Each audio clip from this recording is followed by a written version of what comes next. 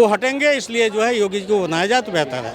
और यदि किसी और को दे दिए, अमित जी को दे दिए तो नहीं देश सही होगा। राहुल जी को क्या पता कि मतलब अनाज कहाँ से पैदा होता है, देश कैसे चलता है, उनको नहीं पता। वो तो केवल एक उसमें केंद्रीय स्कूल में पढ़े और बड़े घर में पैदा हुए, उन्हें क्या पता। वो तो कहते हैं ऐसा गंदा बोओ की भेली फरे, ये कभी हो सकता है, संभव है क्या? आलू पेड़ पर फलता है वो कहते हैं, जिनको कुछ पता नहीं उनको क्या करें। और उसके बाद राम जन्मभूमि के मुद्दे को लेकर के हम बचपन से संघर्ष करते आए हैं। वो हमें लगता था कि होगा ही नहीं, इसके लिए मैं इसको रख लिया था। मैंने कहा जब तक मंदिर नहीं बनेगा मैं इसको जो है कटवाऊंगा नहीं। देश में कहता हूँ कि लोकतंत्र नहीं है, कुछ नहीं है, यहाँ पर जात पात होती है, यहाँ पर धर्म की बात होती है, वो व्यक्ति देश क्या संभालेगा। लेकिन वो बात आज हो गई, मंदिर बन रहा है और रामलला का हो सकेगा, हम 24 में दर्शन करेंगे, फिर इसको बनवाएंगे, फिर दोबारा रखेंगे। ये देश की आज़ादी भी बेईमानी पर इन्होंने लिया था। जो देशभक्त थे उनको देश नहीं मिला, चंद्रशेखर आजाद, सुभाष बाबू और जैसे लोगों को देश नहीं मिला, उनको मिला जो अंग्रेजों के गद्दार थे, जो अंग्रेजों के दलाल थे, उनको मिला। हमारे साथ एक अंकल जी मौजूद हैं जिनसे हम बात करेंगे 2024 को लेकर। 2024 में राहुल गांधी या फिर नरेंद्र मोदी जी।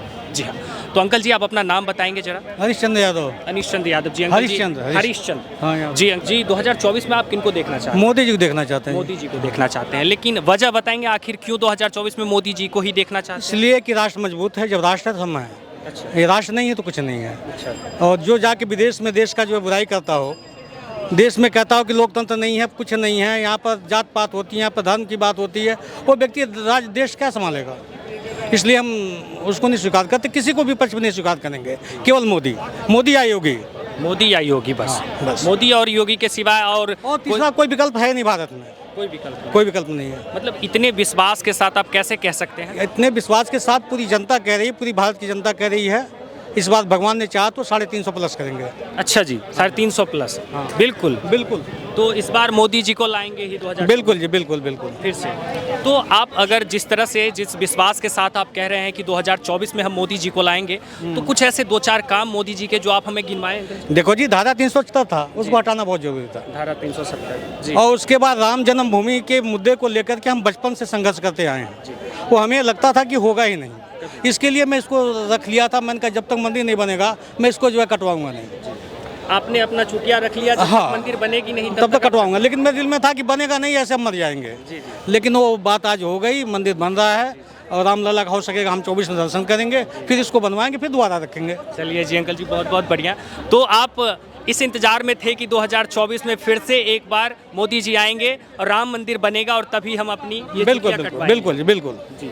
और उसके बाद तभी तो बहुत कुछ बाकी है जी। अभी मथुरा में भी जो है, अभी मथुरा का राम जन्म जो कृष्ण भूमि भी लेनी है हमें। जी जी। हाँ, मथुरा का कृष्ण भूमि लेनी है। हाँ। जी। और कुछ बताएंगे आपकी? और देखो जी, मोदी जी एक राष्ट्र को मजबूत कर रहे हैं, मतलब जनता के रग रग को जानते हैं, दुख किसके पास है, दुख ही जो है वही दुख का हाल जानता है, बाकी किसी को नहीं पता चलेगा। अब उनको जो है, राहुल जी को क्या पता कि मतलब अनाज कहाँ से पैदा होता है, देश कैसे चलता है, उनको नहीं पता। वो तो केवल एक उसमें केंद्रीय स्कूल में पढ़े और बड़े घर में पैदा हुए, उन्हें क्या पता। वो तो कहते हैं ऐसा गंदा बोओ की भेली फरे, ये कभी हो सकता है, संभव है क्या?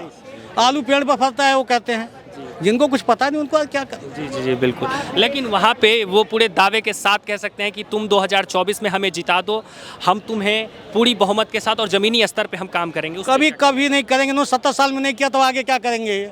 अच्छा। ये देश की आज़ादी भी बेईमानी पर इन्होंने लिया था। जो देशभक्त थे उनको देश नहीं मिला, चंद्रशेखर आजाद, सुभाष बाबू और जैसे लोगों को देश नहीं मिला, उनको मिला जो अंग्रेजों के गद्दार थे, जो अंग्रेजों के दलाल थे, उनको मिला। जिसकी वजह से आज एनसीईआरटी से मुगलों का सल्तनत हटाया गया है। बिल्कुल जी, यही एक मतलब यही कारण है कि मतलब देश हमारा यदि आज़ाद हुआ तो मतलब क्यों ऐसा रह गया। यदि पाकिस्तान हिंदुस्तान बना तो क्यों आज हिंदुस्तान जो है बहुसंख्यक बहुत सभी लोग हैं। पाकिस्तान में आज हिंदुओं का क्या हाल है, जाके देखे कोई। हर एक हिंदू कहता है कि जी हमसे क्या लेना, हम मंदिर से हमसे क्या लेना। अरे अपना नहीं देखते बेटा, जब तुम्हारे ऊपर आएगा जब तो देखोगे, जब अपने ऊपर जब बीतेगी तब उनसे पूछो जो वहाँ पर रह रहे हैं। जी जी। लेकिन जहां एक तरफ देखा जा रहा है कि 2024 में जिस तरह से राहुल गांधी जी दावा कर रहे हैं कि हम पीएम पद के उम्मीदवार हैं, एक तरफ देखा जा रहा है कि उनकी सांसद पद पे जो थे उनको उस पद से भी इस्तीफा देना पड़ गया है, और अब वो कह रहे हैं कि हम पीएम पद के उम्मीदवार हैं, वो भी 2024 में। पीएम पद के तो नीतीश बाबू हैं, राहुल जी हैं, ममता जी हैं, और एक केजरीवाल जी भी कहते हैं मैं पीएम का दावेदार हूं, जिसके पास केवल एक भी सीट नहीं, 5 सीटें केवल लोकसभा में। तो क्या करोगे, कोई भी मैं भी सोच सकता हूं मैं भी पीएम बनूं।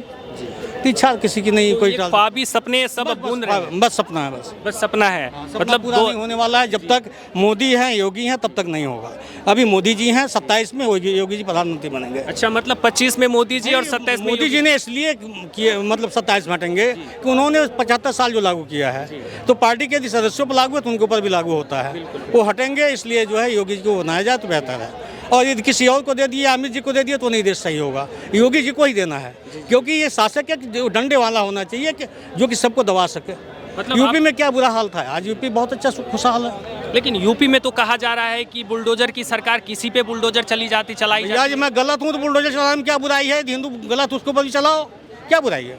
लेकिन यहाँ कुछ मुस्लिम वर्ग के लोग कह रहे हैं कि सिर्फ मुस्लिमों पे ही अत्याचार किया जा रहा है। ऐसा कुछ नहीं, सब पर जो गलत होगा उसके साथ किया जाएगा, चाहे वो यादव हो, चाहे ब्राह्मण हो, चाहे कोई भी हो। तो क्यों ब्राह्मण था उसके साथ नहीं हुआ विकास दुबे के साथ? यादव क्या नहीं मारे गए? लेकिन नहीं, जो गलत होगा वो मारा जाएगा। यदि मेरा भाई गलत है तो उसको मारने में कोई परहेज नहीं है, चाहे वो हिंदू वर्ग का हो या मुस्लिम, चाहे हिंदू हो चाहे यादव हो। मैं यादव हूँ, मैं कहता हूँ यादव मेरा भाई गलत, उसको गोली मारो। राष्ट्र के लिए, राष्ट्र निर्माण के लिए। राष्ट्र निर्माण के लिए पहले हम, चाहे हम भारतीय हैं, उसके बाद हिंदू हैं, उसके बाद हम संबंध जातियाँ हैं। और इसमें कुछ कहना चाहेंगे, जिस तरह से 2024 में पीएम पद की उम्मीदवार के लिए राहुल गांधी जी आवाज़ उठा रहे हैं, भारत जोड़ो यात्रा एक तरफ से निकाल रहे हैं, और वो कह रहे हैं कि 2024 में हमें तुम पीएम बनाओ और हम ज़मीनी स्तर से काम करेंगे। लेकिन यहाँ एक तरफ देखा जा रहा है कि उनकी पद जो है, उनकी जो पद थी, जिस पद पे वो कांग्रेस में सांसद थे, वो भी नहीं रहे। तो इस तरह से आप बता सकते हैं कि जब सांसद नहीं रहे तो फिर पीएम पद पे उनको कैसे जाना? भाई दोबारा चुनाव लड़के वो बनना, लेकिन 6 साल के लिए तो उन पे बैंड लग चुका, चुनाव लड़ ही नहीं सकते हैं। वो पीएम बनेंगे कैसे? और पीएम जो है 70 साल में देश को नहीं जोड़ पाए, तो आज जोड़ेंगे क्या? इनको तो काम था, इनका लोगों का काम था कि देश तोड़ो, ये जोड़ते नहीं थे। दादा 370 लागू करने की क्या जरूरत थी हिंदुस्तान में?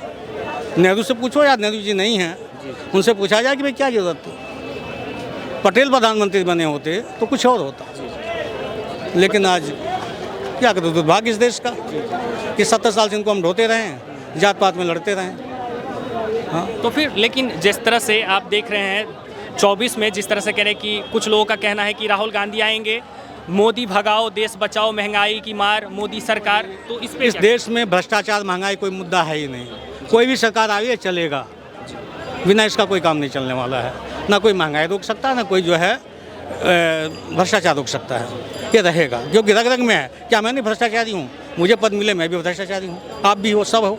अभी 100 रुपया गिर दिया मेरा, क्या मुझे आप बताओगे? तो ये भी भ्रष्टाचार की श्रेणी में आता है। इसलिए भ्रष्टाचार देश का कोई मुद्दा नहीं है, महंगाई कुछ देश का कोई मुद्दा नहीं है। केवल राष्ट्र के लिए, देश के लिए मोदी लाना है, बस। तो आपका कहना ये है कि जो महंगाई अभी जो कह रहे हैं वो गलत है, महंगाई नहीं है? नहीं, महंगाई है, महंगाई है, लेकिन उसके साथ कमाई भी बढ़ी है। भाई 1000 तनख्वाह पाते थे हम, आज 20-25 साल पहले तेरी दाल 10 जो है 50 रुपये मिलता था, आज हम 15,000 पा रहे हैं। तो दाल यदि 100 रुपया तो क्या बुराई है? तनख्वाह भी तो बढ़ी। तो मतलब महंगाई बढ़ी है तो रोजगार भी बढ़ा है और तनख्वाह भी बढ़ा है, तो इस तरफ से कोई दिक्कत नहीं है। परिवार चल रहा है, परमात्मा से ध्यान दो, सब चलेगा। हाँ, चलिए, बहुत बहुत धन्यवाद हमारे चैनल पे अंकल जी आपका।